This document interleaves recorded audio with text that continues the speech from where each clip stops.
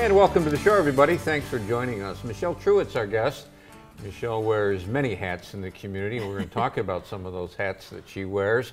And we're going to start off with the hat she wears about Levitt AMP. Levitt AMP, but sir. before we do that, I'm going to welcome you to the show. Good to see you. Thank you. Yeah. I don't think I've ever been on the show, Joe. Well, how does that happen? That's my fault. That's my fault. No, my fault. Thank you. I appreciate it. Yeah. Levitt AMP, you're trying to get some support for Levitt AMP. There's a vote that's going to take place. We'll talk about that. Yep. But for those who don't know what Levitt AMP is all about. What is Levitt AMP? So Yeah. this will be the 4th year that we're going for the grant. The Levitt Foundation is a national foundation based out of Los Angeles. And the Levitt AMP program is now 5 years old. And it is to infuse life and community into different cities throughout the country that are under 400,000 in population through the power of free live music. So it's really a catalytic funder that strengthens the social fabric of cities. Who came up with this idea? So it's a great story. Yeah. So Mortimer Levitt was the son of poor immigrants. He lived in New York City, and his dad worked out at Coney Island as a vendor. So he made these little butterfly clips. So Mortimer would go to work with his dad sometimes, and they were too poor to have tickets and get into some of the live music things, but he would sit outside and listen to it, and that's where he fell in love with live music. So fast forward, Mortimer dropped out of school when he was 16. He ended up getting into ready-made clothing and built a department store empire. Him and his wife had a summer home in Westport, Connecticut, and Westport at the time was trying to turn this old landfill into a outdoor pavilion for live music.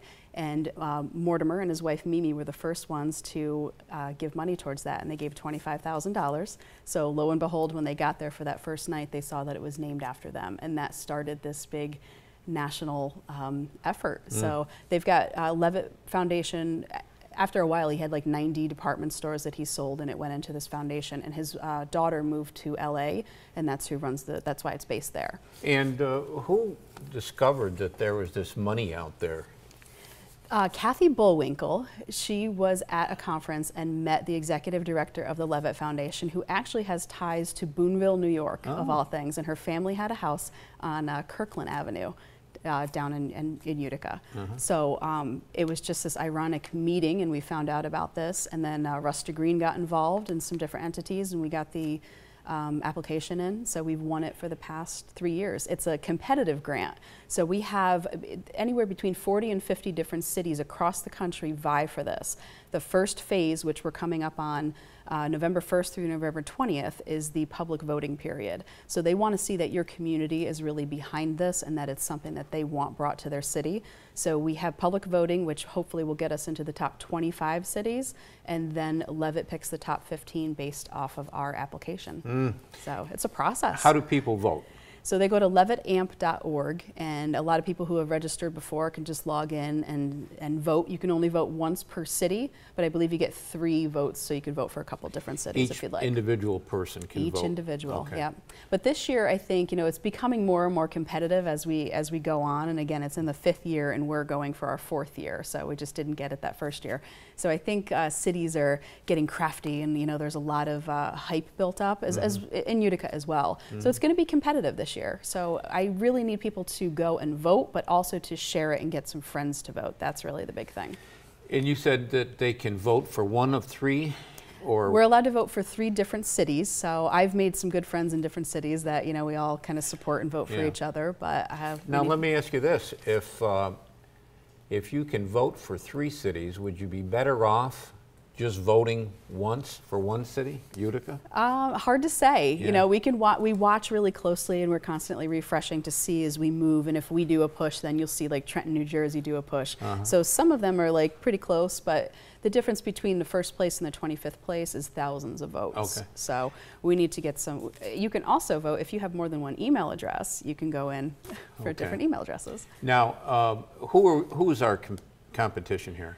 We've got everybody from Stevens Point, Wisconsin, which I actually went to visit this summer. We've become good friends with them. Berea, Kentucky, St. Johnsville, Vermont, Carson City, Nevada. We've got some in Florida, a few others in Kentucky, Woonsocket, Rhode Island, Trenton, New Jersey. So those are the ones who won last year. And this year we have yet to see. We don't know who's, this is a growing program. So last year there was a couple of other cities and towns in New York that were vying for it. But Do you, we did well. when you get out of the public voting phase and get into the second phase, is there ever a phase where somebody from Utica has to go and put on a presentation, or is it all in writing? No, it's all in writing, so it all has to do with our application.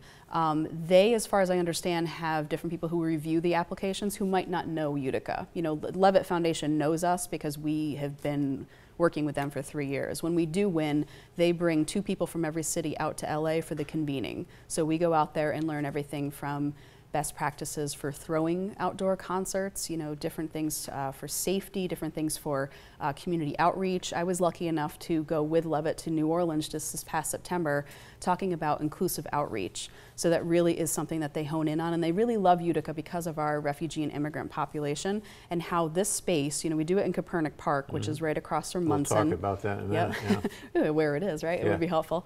And you know, that's part of the grant, is that they want to make sure that we have an underutilized space that can be activated again and reinvigorated through the power of live music. Well, you know, that's accessible to many populations. And that really fits Kopernik Park to a T. Oh, it's great. Because it hasn't been used. Right.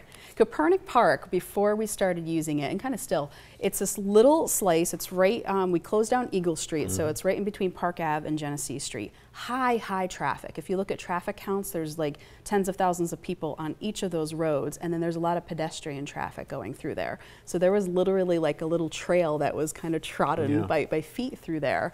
And that's really, it wasn't an activated park. It's not really, it's a city park, but it's not really listed as a city park. Well, you know, it's so nice to see, to drive down Genesee Street and see that park packed with people. Overflowing with people. We've got, in our 3rd year, we had 500 to 700 people for all of our outdoor concerts. And our first one, the first year, was 120 people. So we've done a nice job kind of building audience. And people just show up with their lawn chairs. They do, yep. So that's another prerequisite for the grant, is that it can't have fixed seating. They want people to come and, you know, sit next to someone and enjoy the music, get to know each other, and again, build a stronger community through this event. And we should point out to people, this is all free. Nobody gets charged for this concert. It is absolutely free. So the grant is $25,000, and it's a matching grant. So we have to match the full $25,000, half in cash, and then the other half can be in kind. And we have in kind through the roof. Right, and the Community Foundation of Herkimer and Oneida Counties